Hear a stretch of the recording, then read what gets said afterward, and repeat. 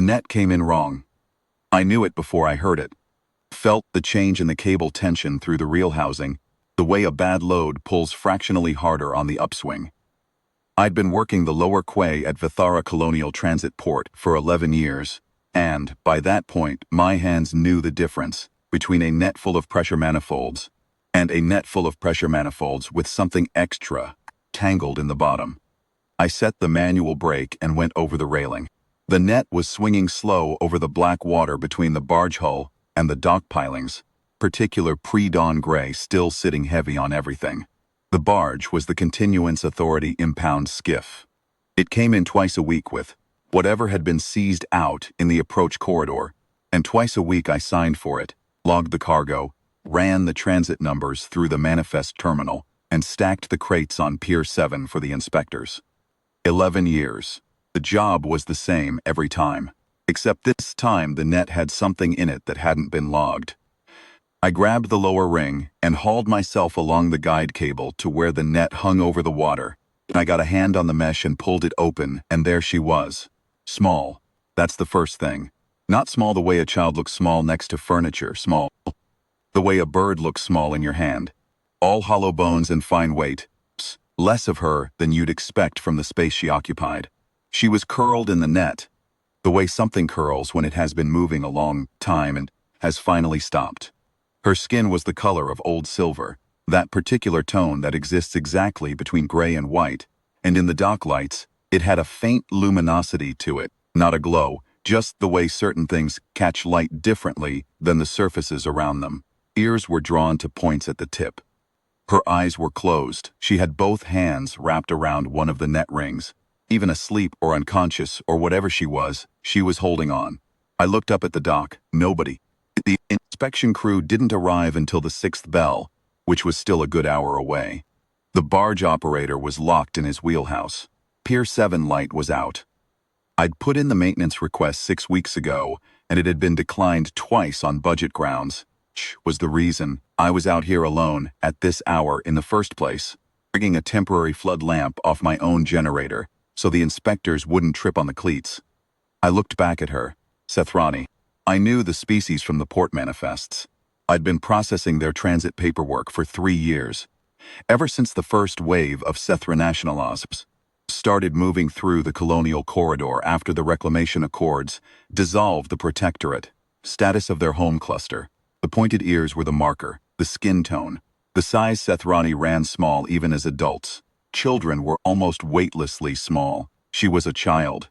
She was in the impound net of a Continuance Authority barge, which meant she had been flagged as part of a cargo sweep in the approach corridor, which meant somewhere in the last 12 hours she had been on a freight pallet or in a transit container without documentation, which meant she was exactly the kind of person the Continuance Authority was currently looking for. I thought about all of that for approximately 4 seconds. Then I got her out of the net. She woke up when I lifted her, not fully, just enough to open her eyes and look at me. The eyes were the thing you remembered about Sethrani. Very large, very dark. The iris nearly as dark as the pupil, so that the whole eye seemed to be all depth and no boundary. She looked at me with those eyes, and she did not make a sound.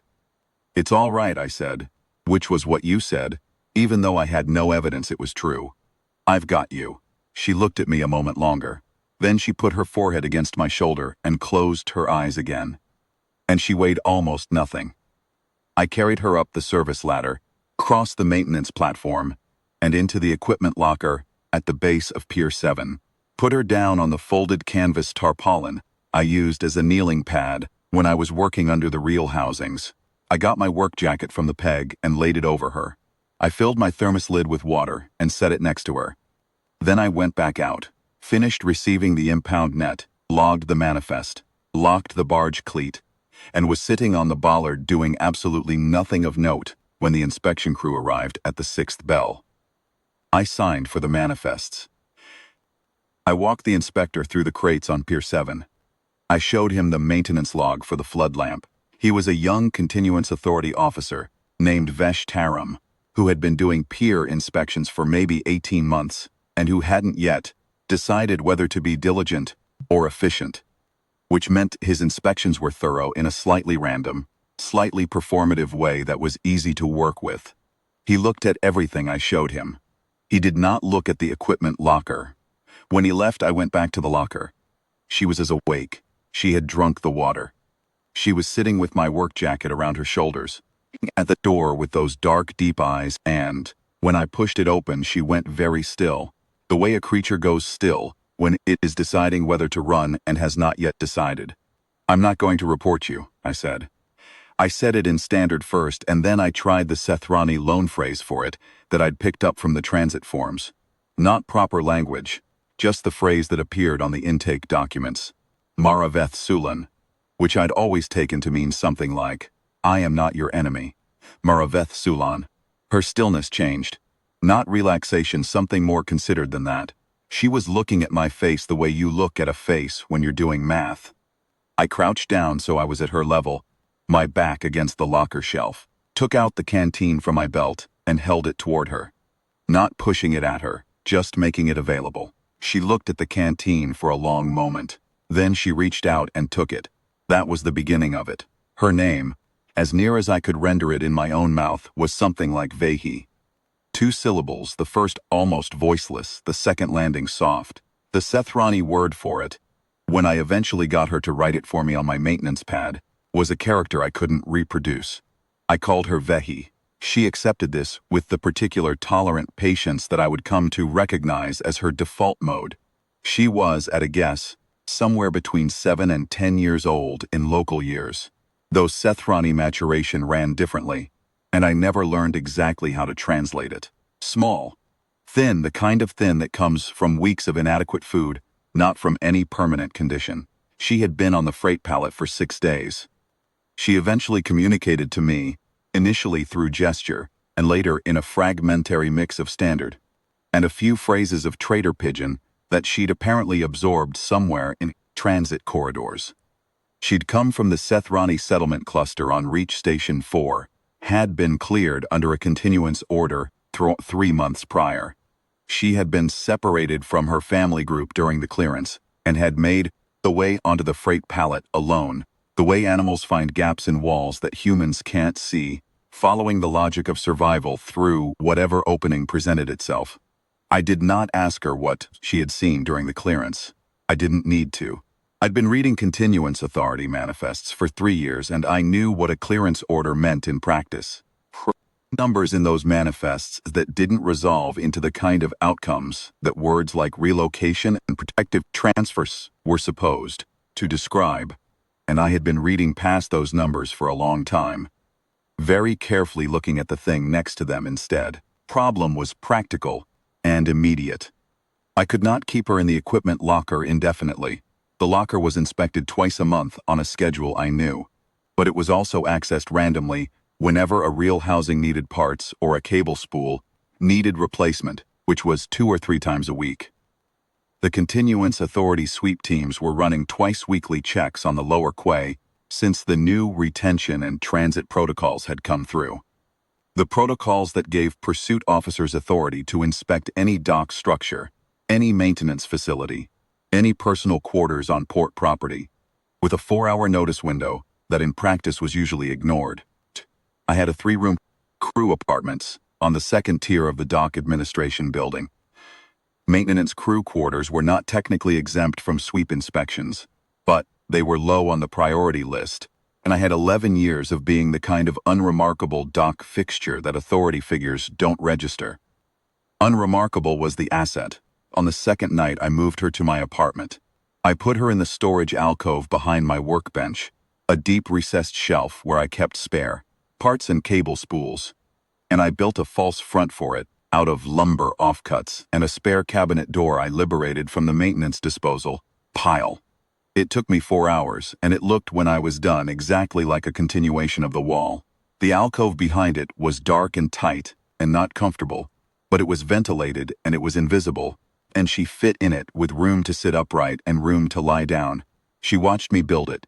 She handed me tools before I asked for them. That was the first time I noticed it. I'd reached for the wrenching bar without thinking, my hand going out to the side where my tool belt wasn't, because I'd set it on the bench, and there it was in my hand before I'd registered the gap. She'd been watching me work, tracking the sequence of what I was doing, and she'd anticipated the need and filled it. Not showily, just quietly. The way a good second pair of hands operates when they've been in a workshop long enough to understand the rhythm. Looked at the wrenching bar in my hand, and then at her. She met my eyes and looked back at the wall framing, as if to say we had a job to finish. I went back to work. Over the following days, she handed me tools that was some people hand. Tools, not randomly, not because they saw me reaching, because they had read far enough ahead in the sequence to know what was coming. A pressure driver before I got to the coupling, sealant tape, right as I was about to turn for it. I never asked how she knew. I don't think she knew that she was doing it. Exactly. It seemed like something that happened in her rather than something she decided to do, the way some people have an ear for music without ever having studied it. She was just calibrated to the process. The apartment was quiet. Behi was quiet. She was the quietest person I had ever lived with, and I had lived alone for 6 years, which set a fairly high baseline. She didn't make unnecessary sound. She moved through the apartment when I let her out of the alcove in the evenings, with a contained economy of staying close to the walls, not touching things that weren't offered to her. She ate what I brought her, dock rations, mostly, which were calorie-dense and not interesting. Supplemented with whatever I could bring from the crew canteen without it looking strange. She drank water steadily and consistently, which suggested she had been chronically underwatered for a while, and her body was still catching up. She was teaching herself my language. Not slowly. She had apparently absorbed a working vocabulary of standard from the transit corridors and needed, mostly the architecture, the way the words connected, the word order rules, the construction of a sentence. Within a week she was producing complete short sentences. Within 2 weeks she was asking questions. The first real question she asked me, in standard, was not "Where are we going?" or "Are you going to turn me in?" It was, "Why did you do this?" I was sitting at the workbench cleaning a cable coupling. I kept my eyes on the part. "Because you were in the net," I said. She thought about that for a moment, her hands flat on her knees. "Others were in the net," she said. She meant it as a question, I think, whether I would have done the same for anyone. Or maybe she meant it as a statement, a simple acknowledgement of a fact. Others had been in nets like that one and no one had lifted them out. "Yes," I said. She was quiet for a while. "You will get in trouble," she said. Standard was accented in a way that made every sentence sound slightly considered, as if she was tasting it before she said it. "Probably. You knew this." "Yes." She looked at the cable coupling in my hands. She held out the cleaning cloth before I reached for it. I took and said nothing, and she said nothing, and that was, as far as I can tell, the moment she decided to trust me. Not because I had given her a reassuring answer. I hadn't. I'd told her the truth, which was that I'd made a decision that was going to cause me problems, and I had made it anyway. Whatever she was reading in that, she read something worth trusting. In the evenings, when she came out of the alcove, she began asking me to explain what I did. Not in an abstract way. She was not interested in abstract things. She wanted to know specifically how the real housing worked, what the cable load tolerances were, why the impound barge used a net delivery instead of a crane and pallet system, what the manifest forms tracked and why they tracked it that way. She approached all of this with the systematic patience of someone who understands that knowing how things work is the same as knowing where the gaps are. I told her what I knew. There was something restful about explaining things to someone who listened completely, who tracked every detail, occasionally stopped me to write something on the maintenance pad in small Sethrani characters, and then held it up and pointed, asking whether she had understood correctly. She usually had. She found errors in 2 of my cable routing diagrams. Not major errors. Slack tolerances in secondary circuits that would have gone unnoticed for years, but she found them and marked them with the character. And when I looked at what she was pointing at, I had to go back to the original specification to confirm that she was right. Fixed the tolerances. I told her she was right. She accepted this without particular pride, just the satisfaction of a system that now matched what it should be. One evening I brought a secondary coupling that needed its sleeve remachined, straightforward rework, something I did at the bench every few weeks. She sat across the table and watched me work, and after the first 20 minutes, she stopped watching and started tracking, and after 40 minutes, she was holding the sleeve steady with both hands, not because I'd asked, but because she had read the point in the sequence where a second pair of hands made the difference. We worked the re-machine together without speaking. When it was done, and I had fitted the coupling back to spec, she looked at it for a moment with a quiet attention. The kind you give something when you are confirming a hypothesis rather than admiring the result. I set the coupling on the bench. She set the tools in order, smallest to largest, without being asked. By the third week, she was bringing me problems unprompted. She would sit with the maintenance pad and work through a section of schematic until she found something that didn't add up. And then she would mark it with that question mark character and put the pad on the bench near my elbow without saying anything. And I would look at what she'd found when I got to a stopping point, and I would think about it. And more often than not, she was right. She had found a fundamental inconsistency in the cable tensioning specifications for the Pier 6 reel assembly, not a slack tolerance, something more structural, a design assumption in the original specification that had been copied forward into every annual calibration without being questioned, because the housing hadn't failed, and no one had looked closely enough at why the failure mode it was supposed to prevent had never quite lined up with how the housing was actually loaded. I had been using those calibration specs for 11 years. I'd never seen it. I looked at her sitting across the table with the pad on her knees, this small silver-skinned child with enormous dark eyes and a patient expression, and I thought, she has been doing this for 3 weeks, and she found something I missed for 11 years. How did you see it? I said. She considered the question. The specification says the housing loads from the top, but the housing loads from the side. Everything is built on the wrong assumption. She paused. It does not break because the safety margin is large, but the safety margin is smaller than it appears. The load path, I said. Yes. I looked at the schematic for a long time. I'll need to go back to the original installation records, I said. If the load path was misread at installation, there may be other housings running on the same error. She nodded, as if this had been obvious to her. Pier 4 housing also, I think. I pulled the Pier 4 housing specs from the pad's archive, and we spent the better part of 2 evenings going through them. She was right about Pier 4. She was also right about a secondary assembly on Pier 9 that no one had touched in 8 years. 3 housings, same error, same incorrect assumption propagated forward across a decade of maintenance cycles. None of them had failed.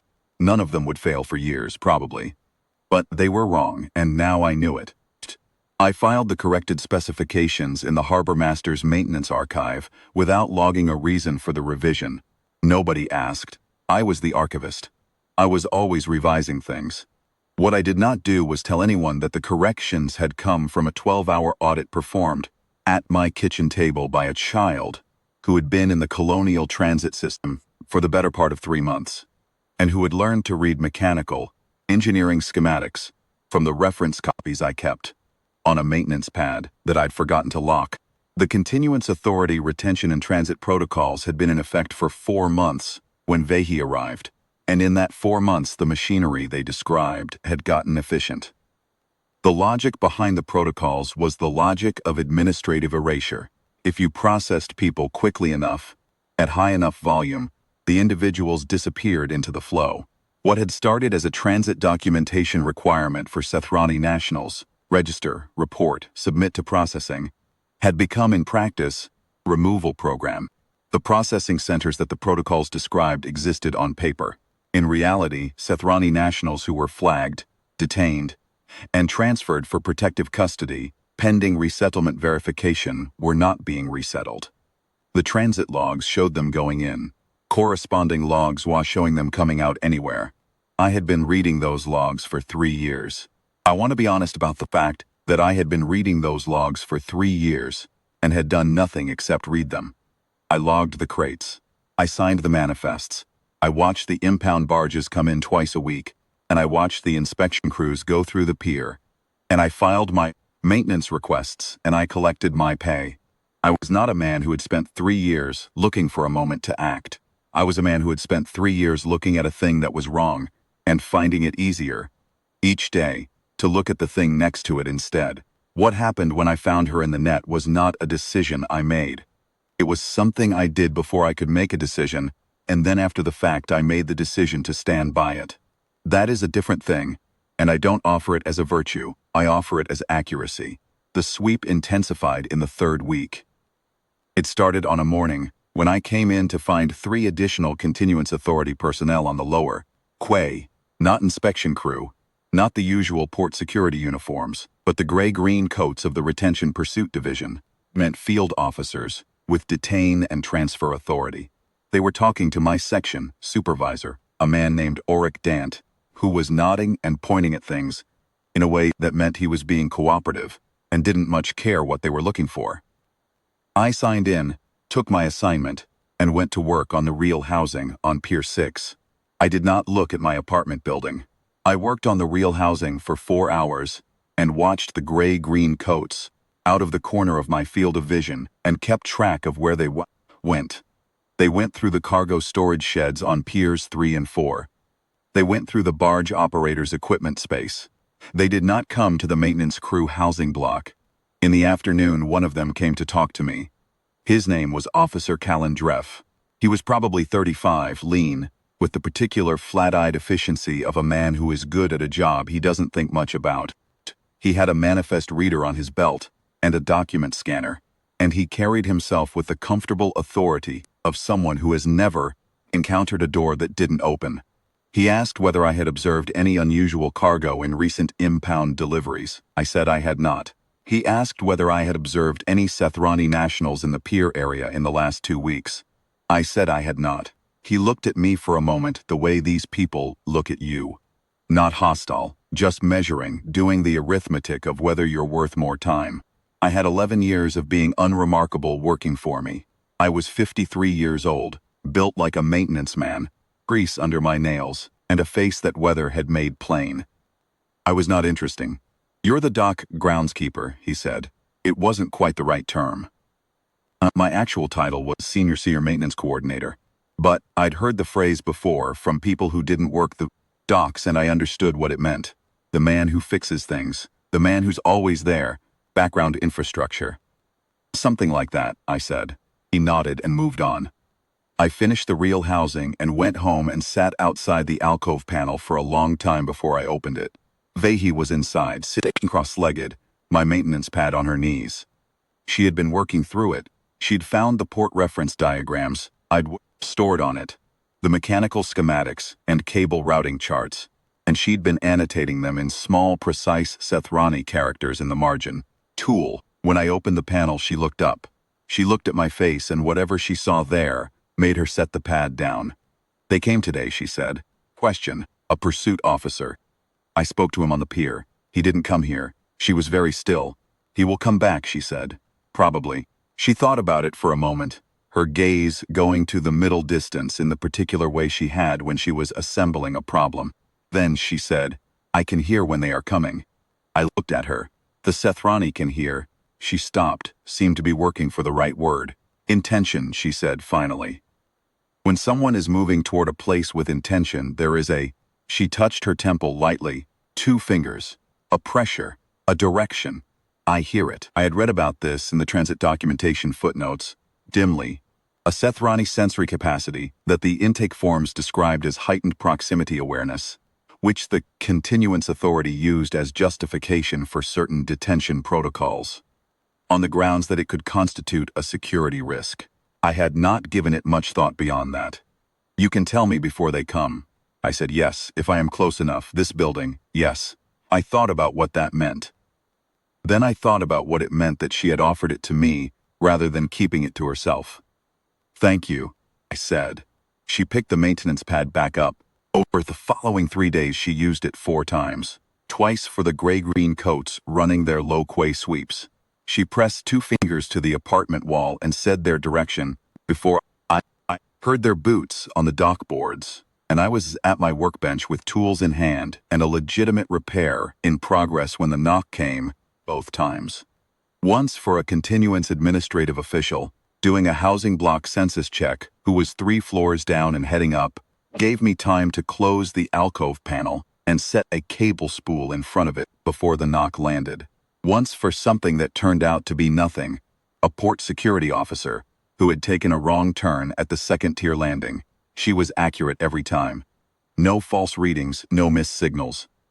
On the 5th day of that week, the problem came from an unexpected direction. A maintenance colleague named Roos Valan, who had no connection to the authority and no suspicion of anything, and who simply needed a 12mm pressure seal from my tool locker. Valan was a straightforward man in his 40s, slow to think and reliable to work with, who treated me with the uncomplicated professional regard of someone who had worked a shift next to the same person for a long time without ever needing to know much about them. He knocked on my apartment door at the 2nd hour of the evening, apologetic, explaining that his own locker had a faulty catch, and the overnight supply run hadn't come in and he just needed the one seal. He'd replace it by morning. He was already stepping inside when I got to the door, because Valan was the kind of man who didn't wait on thresholds once he'd been acknowledged. He had a habit of coming in, which I had never needed to care about until now. I had about 2 seconds. I was between him and the workbench. The alcove panel was closed. The cable spool I'd placed in front of it was still there, as it always was. The apartment looked like a maintenance man's apartment. Bench, parts, tools, a single jacket on the peg. Nothing unusual, except on the table, where I had left the maintenance pad, open to the schematic page she had been annotating the previous evening. Handwriting was all over the margins, small and precise and unmistakably not mine, in a script that anyone who had been processing Sensathrani went transit documentation for 3 years would recognize immediately. Valan was moving toward the bench without looking at the table yet. He was looking at the tool locker. I picked up the pad in one motion, the way you pick up a tool when you're moving through a workspace and it's in your path, automatic, incidental. I set it face down on the bench near my elbow and opened the tool locker with my other hand and said, "Top shelf, left side. You want the 8mm or the 12? 12, he said, reaching past me. Right, I see it. I found the seal and handed it across. He was already turning back toward the door, seal in hand, saying he'd leave a replacement in my slot by morning. The door closed. I stood at the bench for a moment with the pad in my hand, face down. Then I set it back on the table, face up, in exactly the position she had left it. That evening, Vehi had her hands flat on the floor before I'd finished telling her. She was still for a long moment. He did not see, she said. No. She pressed her palms down against the floor more firmly, a longer version of the steadying gesture. That was close. Yes. She looked up at me. It will happen again. Yes, I said, which is why we need to move faster. She looked at the maintenance pad on the table between us. Then she looked at me. How many more days do you need? The Halverson is in port in 4 days. If I can get the clearance filed in time. 4 days, she said. And she picked up the pad and went back to work. And I went back to mine, and we finished the evening in the quiet that had become our ordinary, 2 of us across a table, with the work between us, the apartment locked against the dock outside. The 4th week was the difficult one. It began with Auric Dant calling me into his office on the first morning of the week and closing the door, which he had not done in 11 years of working together. He was a man of moderate conscience and maximum inconvenience avoidance, and the 2 qualities had spent 11 years in productive equilibrium. Now he sat behind his desk and looked at the surface of it. "Reese," he said, "the authority people. They're going to do a sweep of the housing block at some point. When? I don't know. They gave me the protocol language, not a schedule. 4-hour notice, legally. In practice." He opened a hand. "In practice, they don't always give the 4 hours. No." I looked at him. He looked at the desk. "Is there something you're trying to tell me, Auric?" He looked up. He was not a complicated man, Dant. He was a man who knew something he didn't want to know and was trying to decide how far to stay out of it. "The job's the job," he said finally. "You've done it right for 11 years. I'm not looking for anything I'm not supposed to be looking for." He paused. "That's all." I stood up. "Thank you, Auric." He nodded and looked back at his desk, and I left, and we never directly spoke about it again. The second difficulty of that week came from a man named Pesser Volt, who worked the cable station on Pier 8 and who was not a bad man but was of a frightened one. Volt had a family on the port, a wife and 2 children in the residential block on the 3rd tier, and the continuance authority had been making increasingly pointed remarks about the employment stability of port workers who failed to cooperate with retention sweeps. Volt had been sweating the new protocols for weeks. I had seen it in him, without paying it close attention. He caught me at the fuel locker on the afternoon of the 3rd day, and he looked the way people look when they're about to do something they already know is going to live in them badly. "Reese," he said.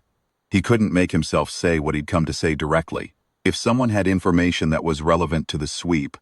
I kept my hands on the fuel coupling I was servicing. I set the sealer brush down, took my time turning around.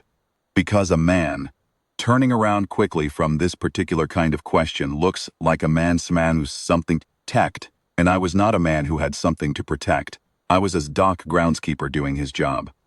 If someone had information, I said, keeping my voice completely level, and gave it to Pursuit Division, and Pursuit Division followed it up, that person would be on record with Pursuit Division, which means that person's name goes in the Pursuit Division database, which means that person can be called on again whenever there's a sweep, for as long as there are sweeps.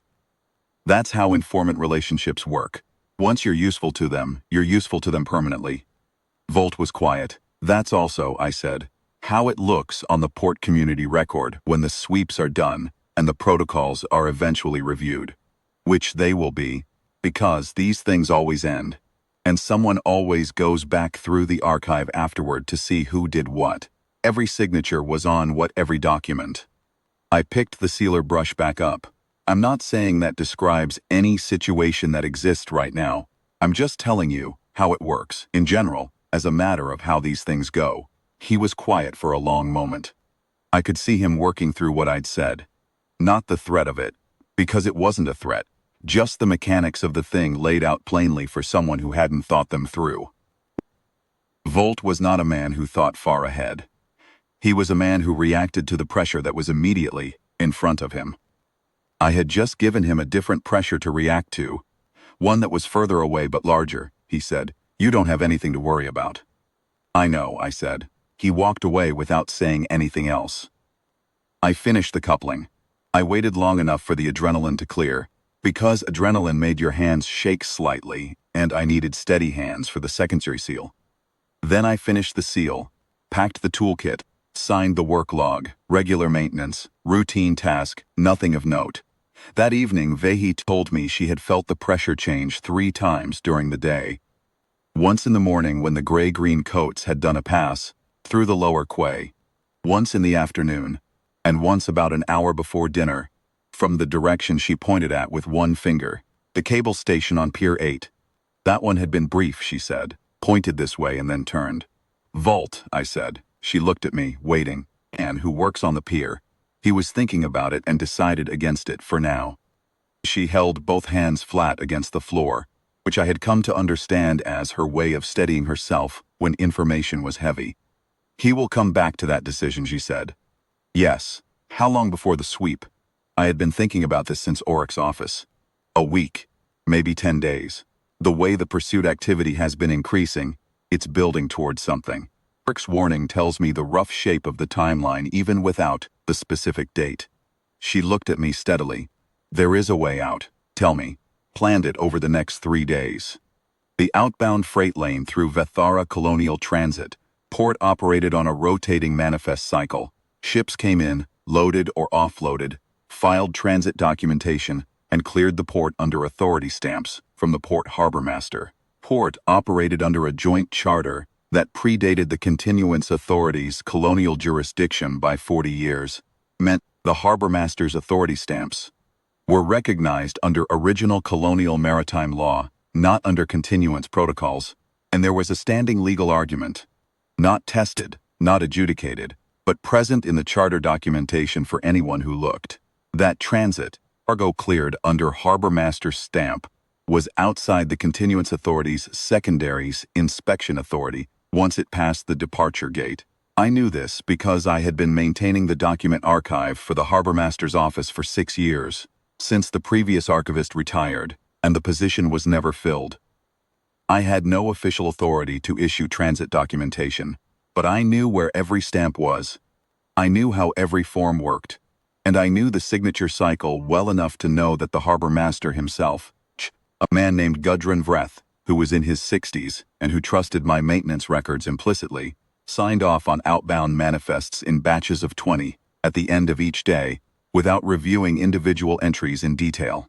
The Halverson was an independent cargo freighter, Class 4, running a trade circuit between Vethara and the outer settlement rings. Captain was a woman named Saro Belk, who had been stopping at Pier 9 for 11 years, and who paid her port fees on time and gave me a bottle, outer, ring grain alcohol, every transit as a personal courtesy, for reasons that had never been explained and that I had never questioned. Saro Belk was a freighter captain. Freighter captains who ran the outer settlement circuits were, by occupational necessity and personal philosophy, people who filed paperwork correctly and asked few questions, and the distinction between those two things was where commerce happened. Vehi listened to this explanation when I laid it out for her, following the logic step by step through the Harbor Master Archive, Charter Precedent, the Departure Gate Authority boundary. I drew the chain of custody on the back of a scrap manifest form so she could see the shape of it. She sat across the table and read the chain carefully, tracing each link with one finger, and then she sat back and looked at the ceiling the way she did when she was running something through. "The form says what the form says," she said finally. "The stamp says the form is correct. The gate officer reads the stamp, not the cargo." "That's the whole theory," I said. "And if the gate officer reads the cargo, then I need to be the kind of person whose cargo gate officers don't read too carefully." She looked at me. "Are you that person?" "I've been that person for 11 years. She thought about it a little longer. She was not asking because she doubted me. She was asking the way an engineer asks about load capacity, not to find a reason to stop, to understand the margin. When she had finished running the numbers, she said, "And Ring 7, the collective. They process resettlement cases through an independent advocacy channel. Outside continuance jurisdiction. You could register your separation. Build a record." She was quiet. "If there's family to trace," I said, and stopped. She looked at me. "If," she said, not bitterly, just acknowledging the weight of the word, if. "Yes." She held that for a moment. Then she picked up the maintenance pad and turned to a blank page and wrote 3 Sethrani characters on it, carefully, in the large deliberate strokes she used when she wanted me to be able to read them. She held it up. "This is the name of the settlement cluster," she said. "Reach Station 4, in Standard. If the collective has records, they may have it." I looked at the characters. I couldn't read them. I could copy them. I took the pad from her and photographed the characters on the secondary log function, preserved them separately from the schematic archive. "I'll give this to the captain when I see her," I said. "She'll know who to pass it to." Vehi looked at the pad for a moment after I handed it back. Then she looked at me. "Will the crate be safe? I'll build it myself every fitting." She was quiet for another moment. "Show me the latch," she said. Went to the workshop that same evening and started building it. I built it over the following 2 days. In the maintenance workshop on the ground floor of the administration building, which was a place I had legitimate reason to be at any hour. I used a standard cargo transit frame, aluminum angle stock and riveted panel, and I lined the interior with the dense foam rubber that we used to detect precision instrument shipments. I cut the ventilation holes with the router and fitted them with mesh screens. I built a false bottom in the lid that would hold the water canisters and the ration packets flat against the underside. I fitted a latch on the inside that she could operate without tools. A simple lever mechanism, smooth action, that I went back and tested until the resistance was exactly right. Not too stiff, not loose enough to rattle. On the second evening of building, I brought her down to the workshop after hours. I showed her the crate. I showed her the ventilation holes and where the water sat in the false lid and the foam lining, and the emergency release that bypassed the latch. Inside, I went through it twice. She went through it herself twice, working the latch, checking the release. Her hands were small and precise. She operated everything correctly on the first try. Then she sat back on her heels and looked at the crate for a moment. "You tested the latch many times," she said. 22, I said. She held my gaze for a moment, those dark eyes level and steady. Then she made the acknowledgement gesture. Hand flat on the floor, drawn back slowly, and stood up. And we walked back to the apartment together in the dark without speaking. And the silence between us was not uncomfortable, was its own kind of thing. The night before the departure, I went to see Sorrow Belk. I found her on the Halverson's afterdeck, checking hull patches with a light, and I climbed the gangway without being invited, which I had done before. She looked up and said my name. I told her the shape of it, not the name, not the specific individual, just the species and the need and the route and what I was asking from her. I told out the Transit Collective on Ring 7. I told her about the charter gap and the Harbor Master stamp. I told her what the cargo manifest would say, and what the cargo manifest would actually contain, and what I needed her crew to know and not know.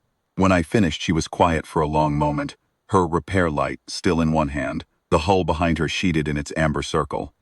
Ring 7, she said finally. The Sethrani Transit Collective. I know of them. She paused on something, deciding whether to say the rest.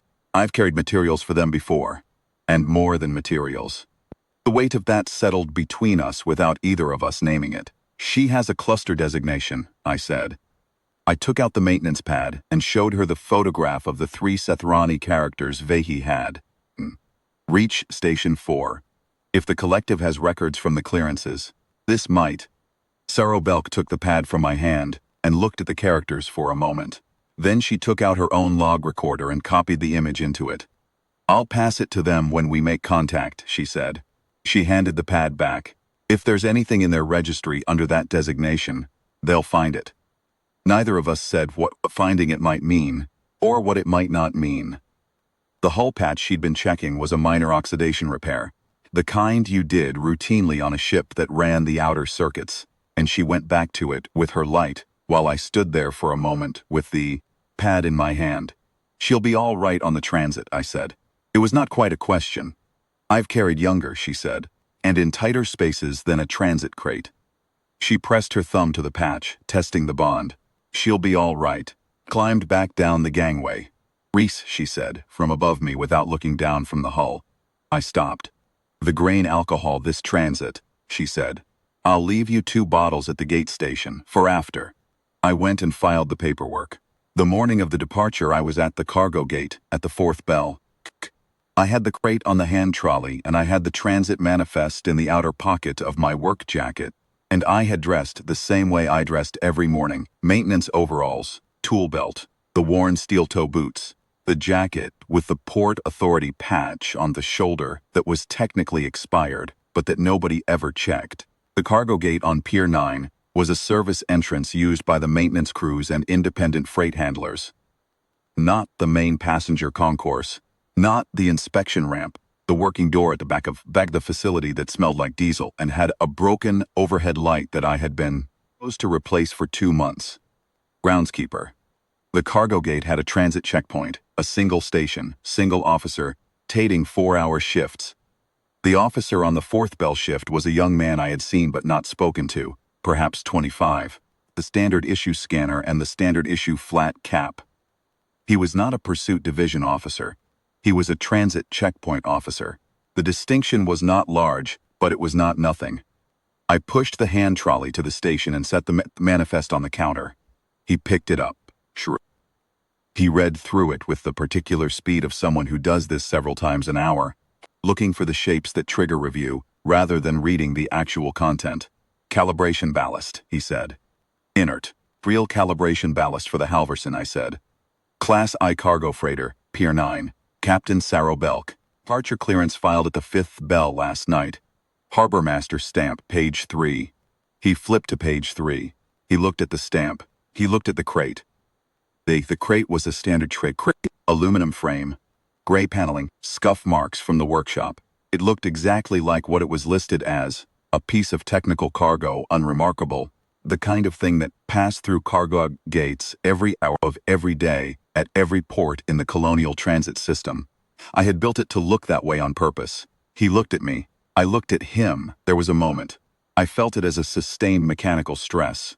The way you feel a coupling under load. Not breaking yet. but telling you something about its tolerances.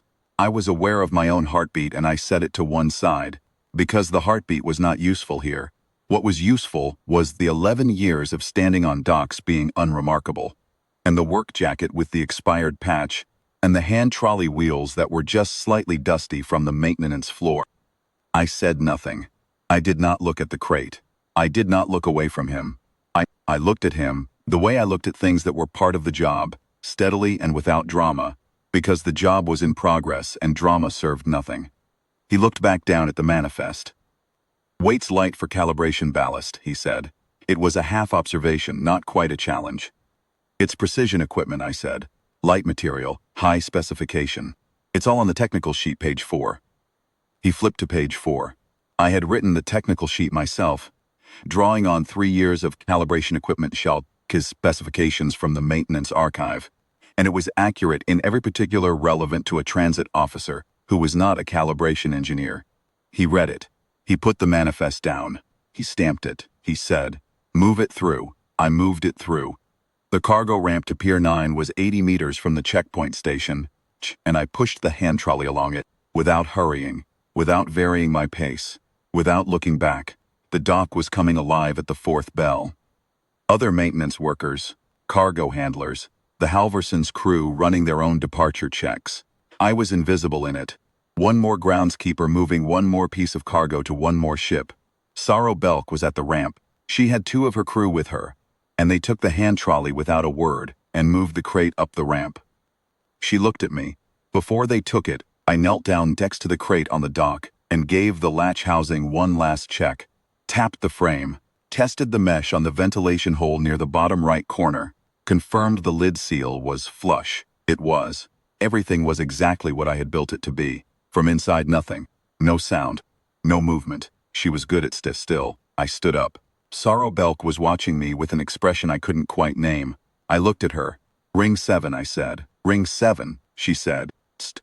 I handed her the transit manifest and the technical sheet and the second copy of the harbor master clearance. And she took them, and I turned and walked back down the dock. I did not look back when the ramp sealed. I didn't hear the seal from where I was, but I felt the moment. Not literally, not the way Vehi felt things, just the way you feel a job complete, a system at rest, a coupling seated correctly. I went to the real housing on Pier 6, which needed its second stage calibration finished, and I worked on it through the first half of the morning. At the 3rd hour past the 4th bell, the Halverson lifted. I was on the pier.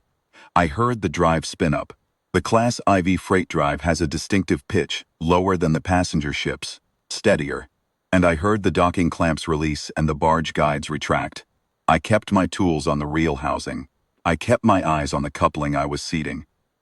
The pitch changed as she cleared the pier roof, and I heard the transition to departure thrust, that moment when a ship stops belonging to the port and starts belonging to the sky. I turned and looked up for just a moment. Even after 11 years, the departure pitch still did that to me, made me look up. The Halverson was above the port's roofline, hull catching the early light, drive bloom white against the pale morning sky. I turned back to the coupling and seated it. Pursuit Division officers came that afternoon. Not the young flat-capped checkpoint officer. The gray-greens coats, 3 of them. Officer Calendreff with 2 I hadn't seen before, and they came to the maintenance crew housing block at the 2nd hour of the afternoon shift with what they described as a targeted inspection warrant.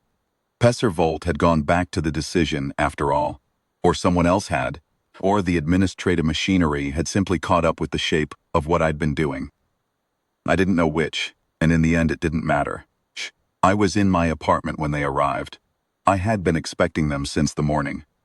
I had spent the 2 hours between the Halverson's departure and their arrival doing 3 things: finishing the real housing, eating lunch at the crew canteen at a table where 4 other maintenance workers could confirm my presence, and removing every trace of Vehi from my apartment.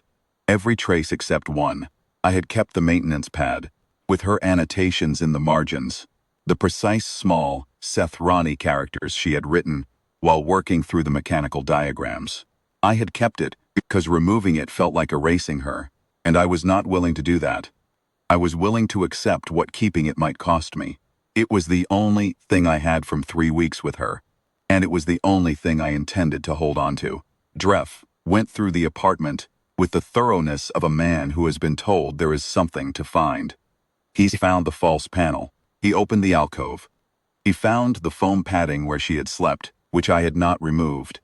I had seen no reason to conceal the fact that someone had been there, since the fact of her being gone was the whole point.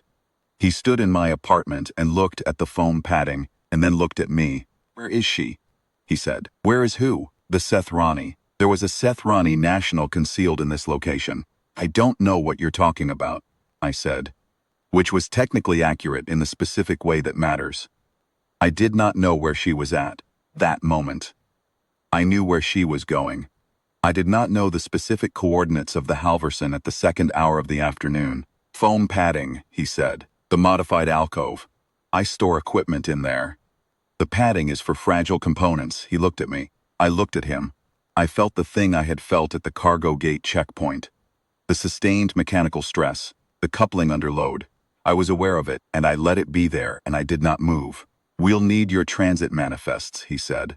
"All outbound clearances filed in the last 30 days under your authorization." "I don't file transit clearances," I said. "I'm maintenance crew. I don't have authorization to file transit documentation." This was true. I had no authorization. I had access. The distinction was one that a competent investigation would eventually collapse. But a competent investigation took time. Time was what I had traded everything else for. "You have access to the Harbormaster's archive," he said. "I maintain the archive.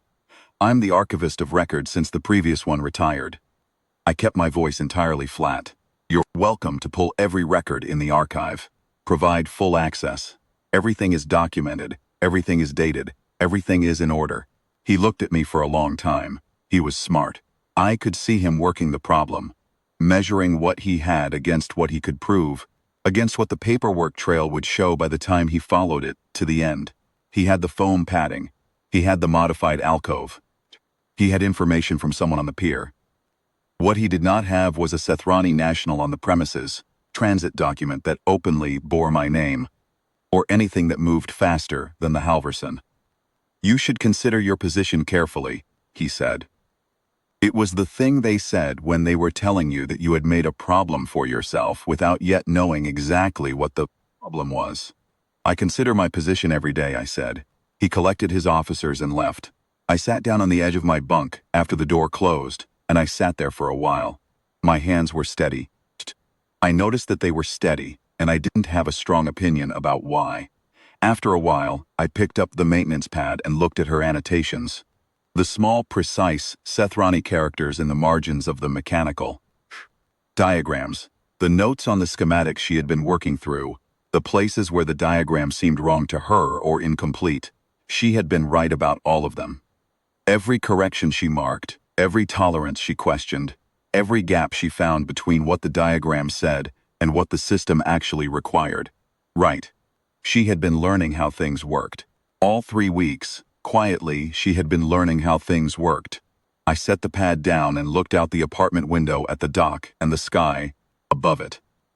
The morning's light had moved through the day toward the long golden angle of the late afternoon. Everything on the pier, casting the particular flat shadows that happen in the last hours before the light changes. The impound barge was coming in for its twice-weekly run. I watched it for a moment. Then I put on my work jacket and picked up my tool belt and went back down to the pier because the real housing on Pier 6 still needed its third-stage calibration, and the Pier 7 flood lamp still needed its replacement fitting, and the dock was mine to maintain. They terminated my employment 8 days later. It was not sudden. I had known the shape of what was coming since the afternoon. Dreff stood in my apartment and looked at the foam, padding, and did the math out loud. The investigation ran its course. It took them 6 days to trace Alpha Malifest Nest back through the Harbormaster archive far enough to build the chain they needed, and 2 more days to draft the administrative findings. And on the 8th day, Auric Dant called me into his office again and closed the door again. And this time he didn't look at his desk. He looked at me, he said. "I know," I said. He pushed the termination forms across the desk. I read them, which took a few minutes. Then I signed them, She took less time. For what it's worth, Oryx said. He stopped. It's worth something, I said. He nodded. I cleared my locker and turned in my port access card and walked out of the administration building for the last time in 11 years. And I sat on the bollard at the end of Pier 7 in the afternoon light and looked at the water for a while. I thought about 3 weeks at a workbench with a good second pair of hands. The kind that arrived before you reached, that read the sequence before it was spoken. I thought about the maintenance pad with the Sethrani annotations, the errors she had found in 2 cable routing diagrams that no one had found in 6 years, the housing load path error I had been wrong about for 11 years and that she had seen in an afternoon. I thought about her holding both hands flat on the floor when information was heavy, and about the sound of a latch being tested in the dark 2 times, and about a small silver hand held steady on a coupling sleeve for 40 minutes without being asked. I thought about the cargo gate checkpoint and the moment that held everything in it. Every 11 years of being unremarkable, every expired patch and grease-stained jacket and routine signature, all of it compressed into a single coupling under load, and then the stamp, and then the ramp, and then the ship above the roof line with the drive bloom white in the morning sky. The last thing I thought about was something she had said to me the night before the departure, when we had been sitting at the small table in the apartment with the maintenance pad between us, and she had been looking at the diagram sheet, annotated, tracing one of the cable routing corrections with her finger. She had looked up and said, quietly and without particular ceremony, "When I am old enough, I will come back and fix all of them." She meant the diagrams. She meant the tolerances and the errors and the gaps between what things were supposed to be and what they were. It was the most she had said about a future in 3 weeks, and she had said it plainly, without qualification, as if it was a fact that had already been determined, and she was simply informing me of it. I had said, "I'll leave them for you." She had made the acknowledgement gesture and picked up the pad and gone back to work. The dock was the dock. Real howings, cable spools, manifests, twice weekly impound barge. I got up from the bollard and walked back along the pier toward the road that led off the dock property. Tool belt was at my hip out of habit, though I had no pier to use it on. I kept it anyway. The maintenance pad was in my jacket pocket, the Sethrani annotations in the margins. The Harborbanners archive was in my head. 11 years of signatures and dates and document chains, every manifest cycle, every form, every place where the transit log showed people going in and showed nothing coming back out. The road off the dock went north toward the Colonial Transit District, where the resettlement processing offices were, and the transit advocacy organizations that operated in their vicinity, and the administrative appeals boards, and all the machinery of what came next. I did not know how much of that machinery I could reach from outside port employment, or what exactly I was going to do when I reached it. I knew this.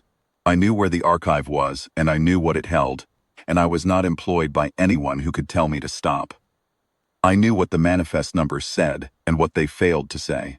I knew the shape of what was missing, the precise weight of what those documents were careful not to document. I knew how transit forms were built and how authority stamps worked and where the gaps were between the charter law and the protocol law, because I had been maintaining the archive that proved the difference for 6 years.